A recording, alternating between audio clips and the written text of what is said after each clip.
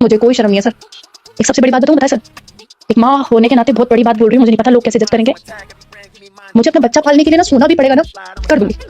एक कैटेगरी होती है औरतों की जिसको ना समझाने का भी मन नहीं करता। मैं सारी लड़कियों का साथ देती हूँ, मैं गर्ल्स गर्ल, लेकिन जब ऐसी औरतें सामने हो ना तो मेरा चपेट मारने का मन करता है। एक बंदी जिसने मेहनत करी हो, वो कॉर्पोरेट वाली मेहनत नहीं, रियल लाइफ फिजिकल वर्क जो होता है जिसमें आपको स्ट्रेस लेना पड़ता है, ऐसा लेबर वाला काम करते हो या रेडी लगाते हो तो आपकी पूरी बॉडी काम करती है। ठीक है, बहुत मेहनत का काम है किसी को खाना बना के खिलाना और इतनी बड़ी डिमांड मतलब पूरी करना, है ना, जो इसने वड़ा पाव की रेडी लगाई थी। तो भाई जब तूने इतना टफ काम कर ही लिया, उसके बाद ये बकचोदी पेलने की क्या जरूरत थी? कहते हैं ना, कोई कोई फेम डिजर्व नहीं करता। बड़ा पाव तो इसने बेचे ही बेचे, इसने फेम भी कमाई, उसके बाद भी अगर इसके मुंह से ये स्टेटमेंट आ रही है तो भाई कितनी शर्मनाक बात है ना। बड़ा पाव नहीं चला तेरा, कोई बात नहीं भाई, तू टिक्की की रेडी लगा ले, गोलगप्पे खिला दे, मोमोज खिला दे। There are so many other businesses जो तू कर सकती है, इतनी तो फेम है तेरे पास, जहां पे तो कह रही है कि तेरा लास्ट ऑप्शन ये है कि तू किसी के साथ सो जाएगी।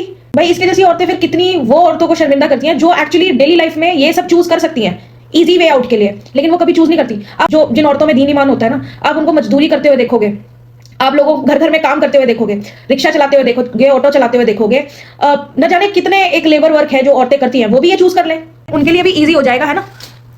इसको मैं इजी वर्क कहूंगी क्योंकि हार्ड लाइफ चुनना ना सबकी गांड में गूदा नहीं होता कि हार्ड लाइफ चुने, और हार्ड लाइफ से ही रिस्पेक्ट आती है। हाँ, तू पर्सनल लाइफ में गू खा हमारी तरफ से, जो मर्जी कर, ठीक है, लेकिन तू पब्लिक प्लेटफॉर्म पे आके अपने आप को एक काइंड ऑफ ऐसे दिखा रही है कि मैं बहुत महान हूं, मैं तो माँ हूं। तू अकेली माँ है क्या? कितनी माएं हैं जिन्होंने रेगुलर चूज किया अपनी respect over anything, hard work करती हैं और अपना बच्चे पालती हैं। वो भी ये चूज कर ले कि हम किसी के साथ सो जाएंगे जी, कोई दिहाड़ी वाली चूज कर ले कि हम तो ठेकेदार के साथ सो जाएंगे, हमारे पास पैसे ज्यादा आ जाएंगे। नहीं करती, वो डिग्निटी है लाइफ में, इज्जत है खुद की। पब्लिक प्लेटफॉर्म पे आके तो भौंक मत। इसकी पीआर टीम क्या सिखा रही है भाई इसको?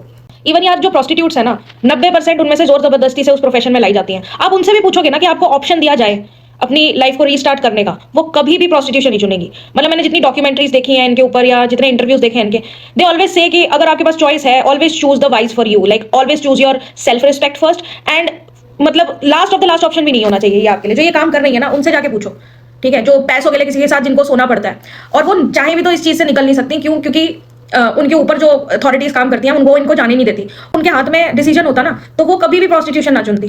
तो ये जो बात इसने स्टेटमेंट बोली है ना, इतना बड़ा थप्पड़ है उन औरतों के मुंह पे जो सीरियसली अपनी डिग्निटी और अपनी सेल्फ रिस्पेक्ट चूज करती है डेली लाइफ में।